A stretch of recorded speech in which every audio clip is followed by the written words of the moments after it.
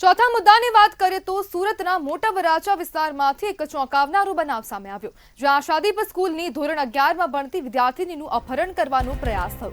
ઘટના રવિવારની છે, જ્યારે સ્કૂલમાં એક્સ્ટ્રા ક્લાસો ચાલુ હોવાથી 3 વિદ્યાર્થીનીઓ સ્કૂલ વાનમાં ઘરે જવા નીકળી હતી।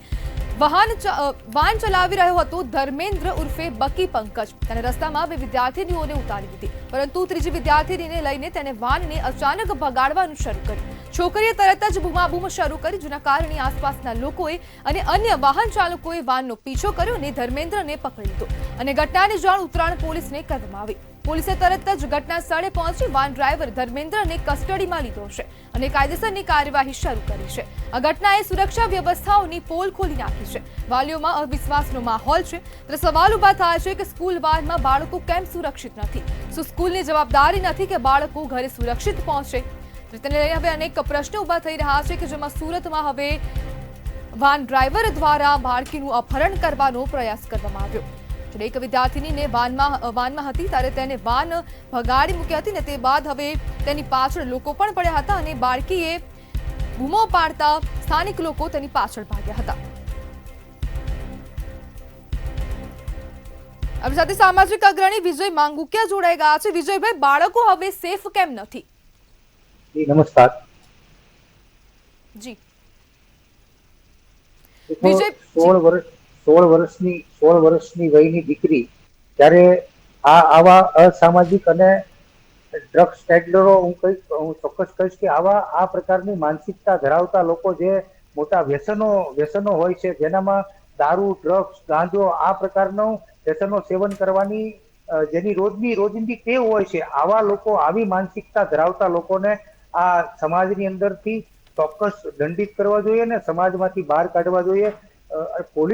પોલીસ વિભાગ જે છે તે ચોક્કસ રીતે સેમિનારો કરવી જોઈએ। સ્કૂલો, કોલેજોની અંદર શક્તિ સંવાદ, નારી શક્તિ અને દીકરીઓને સ્કૂલોની અંદર જે કાર્યક્રમો થાય છે, જે સ્કૂલોની અંદર જે દીકરીઓને જે ભણાવવામાં આવે છે, સ્કૂલોની અંદર જે સશક્ત કરવામાં આવે છે, એ રીતે દીકરીઓ સશક્ત જ હોય છે, પરંતુ તેમને દીકરીઓને આવી રીતે કોઈ હરેસમેન્ટ કરતા હોય, આવી રીતે કોઈ હેરાન કરતા હોય, આવી રીતે કોઈ પરેશાન કરતા હોય, ત્યારે ચોક્કસ રીતે પોલીસ તંત્ર દ્વારા સેમિનારો થવા જોઈએ અને હરેસમેન્ટ થતું હોય તો અટકવું જોઈએ, કારણ કે 80% વધારે કિસ્સાઓની અંદર વિજયભાઈ, હવે જે પેરેન્ટ્સો છે તે બાળકોને શાળાના ભરોસે મોકલતા હોય છે, તો પછી આમાં હવે શાળાઓની જવાબદારી કેટલી?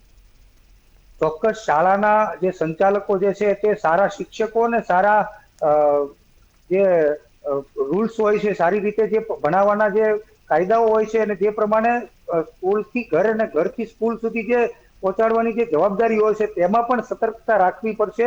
અને ચોક્કસ હું કહીશ કે આ પ્રકારની જે માનસિકતા જે ધરાવે છે, આ પ્રકારના જે કાંડ કરે છે, આ પ્રકારના લોકો જે ગુમનામ જગ્યાએ લઈ જવાના જે એમના જે પ્રયાસો હોય છે। જી વિજયભાઈ, જોડાવા બદલ આપનો આભાર।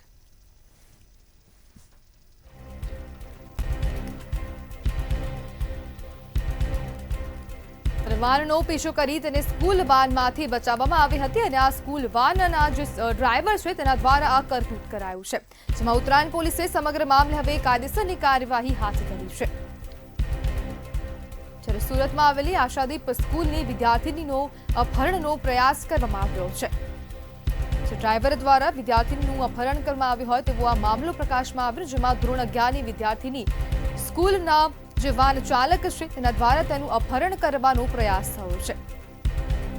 જ્યારે વાનમાં અન્ય 2 વિદ્યાર્થીઓ પણ હતી અને જ્યારે અન્ય 2 વિદ્યાર્થીઓને મૂકીને જ્યારે પરત ફરતા હતા તે સમયે હવે વાન ચાલકે એકલી વિદ્યાર્થીનીને જોઈને વાન એકદમ ફૂલ સ્પીડમાં ભગાડી દીધી હતી અને તે બાદ હવે જે વિદ્યાર્થીની છે તેને બૂમાબૂમ કરતા સ્થાનિકો દ્વારા તેને બચાવવામાં આવ્યું છે।